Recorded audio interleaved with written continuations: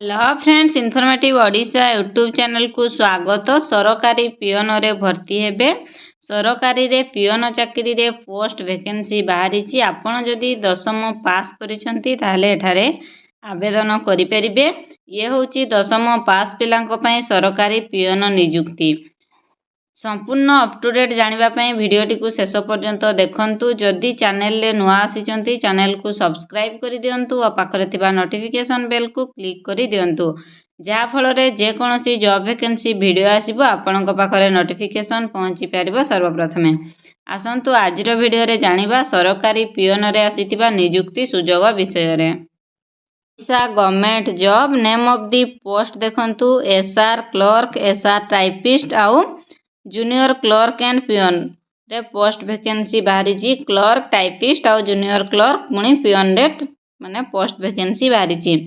Application mode आपण offline रे आवेदन करि परिबे स्पीड पोस्ट बा रजिस्टर पोस्ट साहाय्य रे।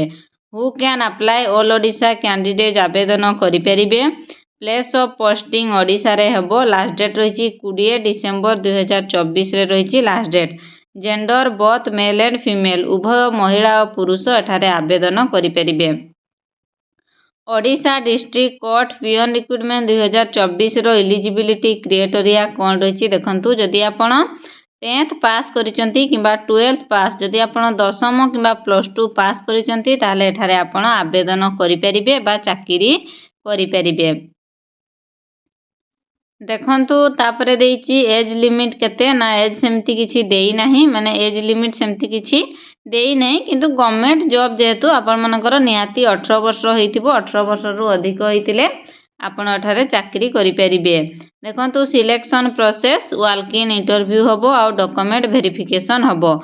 वॉक इन इंटरव्यू और डॉक्यूमेंट वेरिफिकेशन साजरे आपण मानकु सिलेक्शन करा जिवो। एप्लिकेशन फी कोनोसी कैंडिडेट पई एठारे एप्लिकेशन फी नाही, समस्त एठारे फ्री रे बा मागणा रे आवेदन करि परिबे। आवेदन करिबा पई कोनोसी देय देबाकू पड़िबो नाही। Odisha district court peon recruitment 2024 रो इंपोर्टेंट डॉक्यूमेंट्स देखंतु। क्वालिफिकेशन सर्टिफिकेट, सर्टिफिकेट रे डेट ऑफ बर्थ बो बा HSC certificate, high school certificate थिबा दरकार। 2 recent colour passport size photo, computer certificate, 2 original character certificate थिबा आवश्यक, कास्ट सर्टिफिकेट आउ आपण मानकर employment exchange certificate, 3 self address envelope copy with postal stamp, माने 30 टा आपण मानकर पोस्टल स्टाम्प लागि थिबा दरकार आपनकर एड्रेस रे। देखंतु apply start date already start हे जाईची। अवेलेबल माने एप्लिकेशन लास्ट डेट अछि 20 डिसेंबर 2024 रो अप्लाई लास्ट डेट अछि। अप्लाई एबे वर्तमान चलीची, आपण माने चाहिले आवेदन करि परिबे। एग्जाम को दिन हबो बा इंटरव्यू को दिन हेबो। आपण माने जते बेले आपण सिलेक्शन हेबे, जते बेले आपण अप्लाई करिवे तापरे आसी जिवो आपनकर केबे हेबो एग्जाम बा सिलेक्शन प्रोसेस केबे रहिबो। परंतु ये होची notification PDF office of the district जज केंद्रापड़ा। केंद्रापड़ा रे पोस्ट वैकेंसी बाहरी।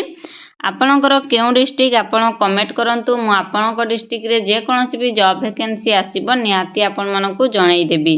तेनु करी आपणक केउं डिस्ट्रिक्ट कमेंट बॉक्स रे कमेंट करंतु। ये होची केंद्रापड़ा डिस्ट्रिक्ट रे पोस्ट वैकेंसी बाहरी। संपूर्ण डिटेल्स देई देइची। आपण नोटिफिकेशन पीडीएफ को संपूर्ण भाबरे पढ़िबे, देन आपण माने आवेदन करि परिबे। देखंतु सीनियर क्लर्क रे गुटे पोस्ट वैकेंसी अछि, सीनियर टाइपिस्ट रे अछि गोटे, जूनियर क्लर्क रे अछि 2टी आउ पियन रे अछि गोटे पोस्ट वैकेंसी रहिछि।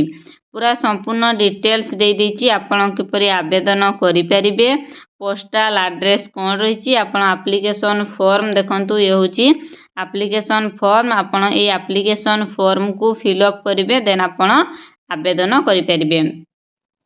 आशा करूची वीडियोटी आपण मानकु भल लागिथिबो। जदि भल लागिछि वीडियोटी को लाइक करंतु, निज फ्रेंड्स को शेयर करंतु। जदि चैनल रे नुआ आसीचंती चैनल को सब्सक्राइब करि दियंतु और पाखरे थिबा नोटिफिकेशन बेल को क्लिक करि दियंतु, जहा फल रे जे कोनोसी भी जॉब वैकेंसी वीडियो आनिबी आपनक पाखरे पहुंची परिबो सर्वप्रथमे।